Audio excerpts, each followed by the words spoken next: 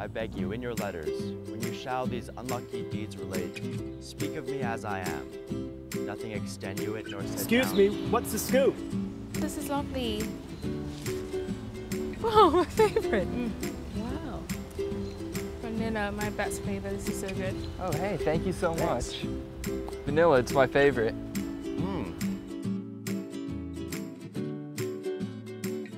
Of course, my parents were intent on sending me somewhere productive for the summer. I know from my high school experience that I was really interested in the classics and also in Shakespeare and English and kind of the humanities.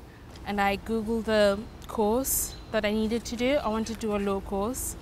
Getting the chance to try those out on the collegiate level was an opportunity I didn't really want to miss. The courses fit into my path in a really interesting way. I'm a politics, philosophy, and economics major, so I want to go to law school eventually, and after that, maybe pursue some sort of political career. From an early age as a child, I've always had a passion and interest in my country.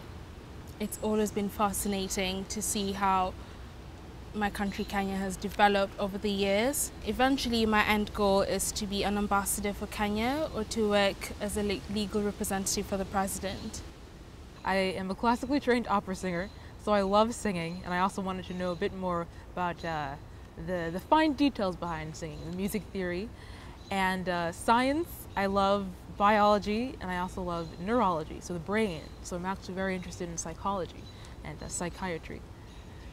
At Harvard Summer, there's so many opportunities to interact with your professors. Last summer, I ended up eating dinner with a Harvard law professor and his family. 2 weeks ago, a couple of classmates and I went to lunch with my professor. I was relieved, to say the least, to see that he was really approachable and very understanding. And in classes, he not only shares his wisdom, but he throws in the occasional Lord of the Rings quote, and everyone has a good laugh. So when you go into the classroom, you feel comfortable. You feel like everything you have to say is really important to somebody who you respect just this absolute insane amount. So it's a really neat interaction between the social side of things with your professors and the academic side of things. My legal writing professor is really motivating.